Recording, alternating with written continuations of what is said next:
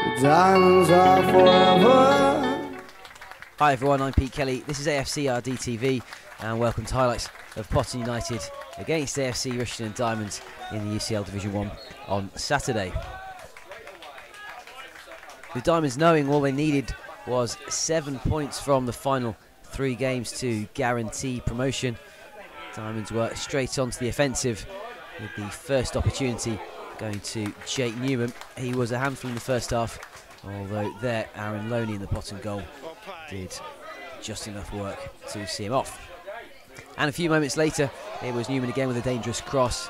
Alfie Taylor couldn't quite get onto the end of that one.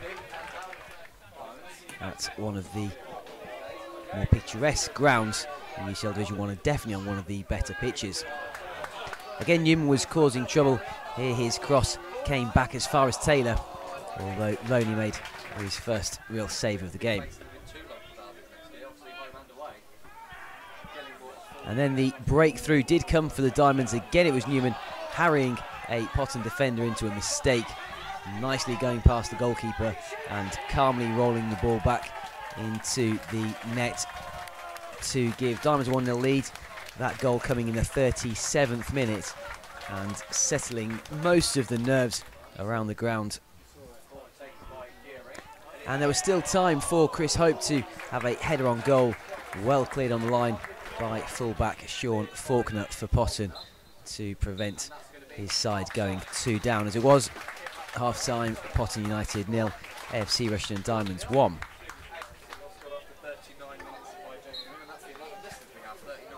At half-time, Gillingwater was replaced by Joe Merrill due to the Diamonds defender having a hamstring injury. Alfie Taylor had the first real opportunity of the second half, a header which was almost outside of the area, although the Potton defence dealt with it. And then later on, Newman had a left-footed drive that went just wide. After Diamonds had an effort ruled out for offside, Potton then did the same, that time going through Muggeridge, setting up Sam Bonham, although the lack of appeal from the Potton players suggests the offside decision was correct.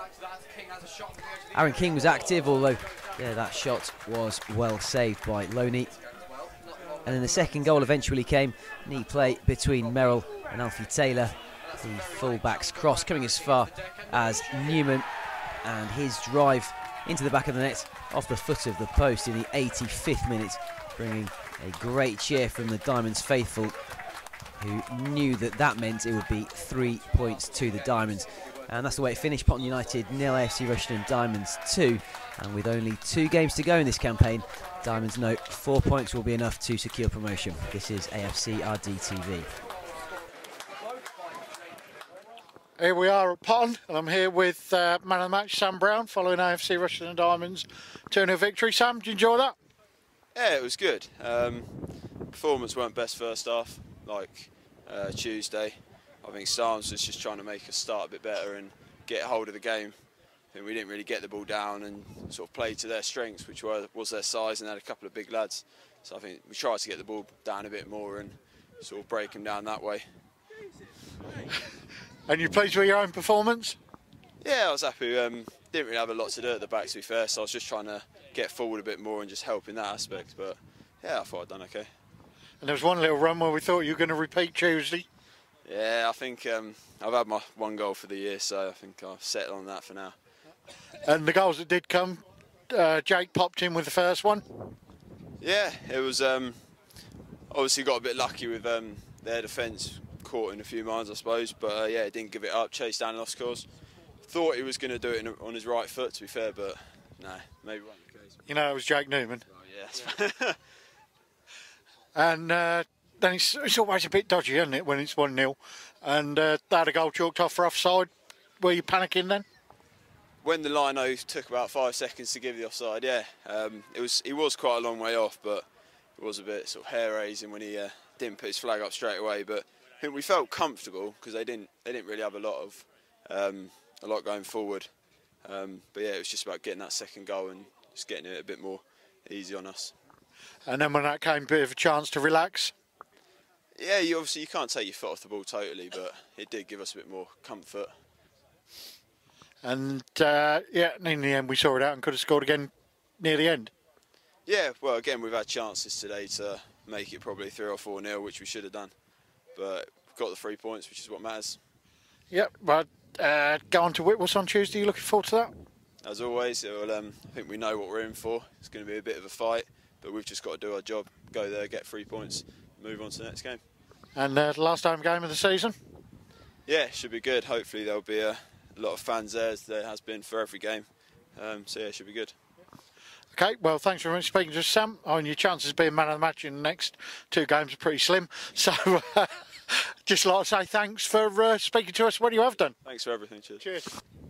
Here we are still at Potton. We're with first team manager Mark Starmer. Mark, first question as ever, your thoughts on that game? Over 9 minutes, deserved win. First half I thought it was sloppy. Didn't get the ball again. I don't know, I think they're nervous, to be fair. I've got to analyse why opposition teams can get it to the front men, link the play up, and we just, I don't know, we just seem to be very nervous on edge again. And it is, I think, it's not getting to them, but I think they're feeling it a little bit. They know what the score is, they know they've got to go and win. And I think they spend too long trying to get into the game rather than just coming out and playing. And they're thinking about it too much. Second half, made the change, having scored, and I thought we were better.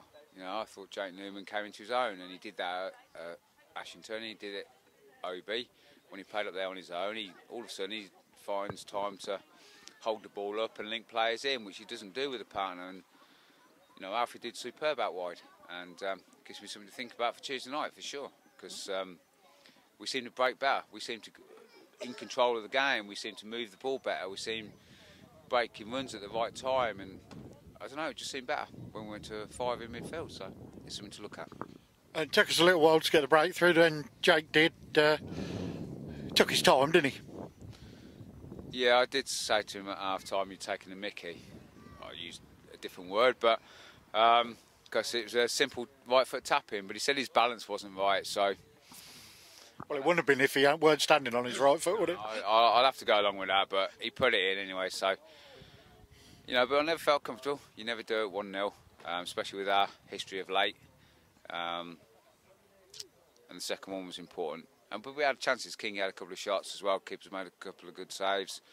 But overall, I thought it was a disciplined performance, should we say, and nothing spectacular, but disciplined, just what you need this time of the season.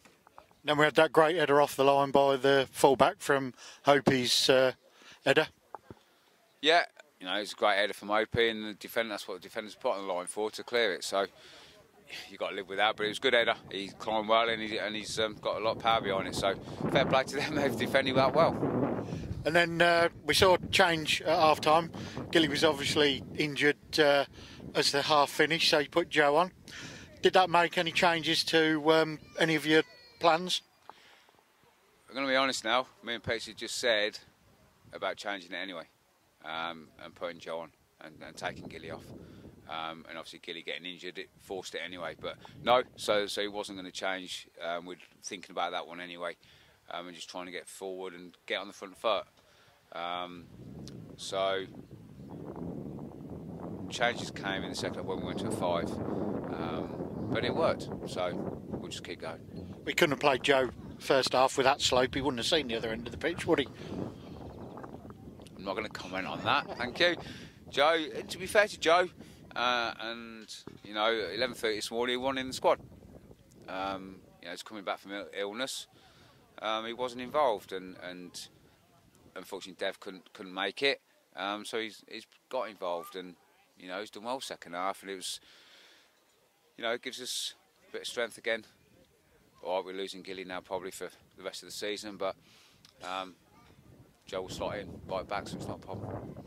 And then we saw Matt coming off, and like you say, the formation change, which was inspired because we controlled the game from then. You weren't worried about Alfie on the wing?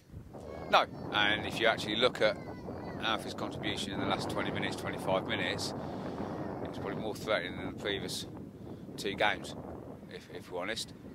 He's got hold of the ball, he likes it out there, and he can put a cross in. So no, I was pleased with Alfred's contribution in the second half. And again, it gives me something to think about for Tuesday night. And we, as you say, we're on Tuesday, up to Whitworths. Ainsbury have drew at Harrowby today, which probably knocks them out of the race. So we're now in a 3-horse race. Whitworths probably not the ideal team you want to be playing because of their proximity to us, are they? Yeah, they are. Actually, yeah. No, I wouldn't want anyone else because we know it's going to be a battle. We know we're going to be in for a fight, and hopefully the mentality will be right. You know, if we were playing someone that didn't care, then it might be difficult to get the lads up for it. But they'll be up for that. You know, it's a local derby. We need to win the game. And yeah, no, Whitworths is a team that I'd want to be playing this time of season. Well, we're all looking forward to that. Thanks for taking time out to speak to us again, and we'll see you on Tuesday. Diamonds are forever.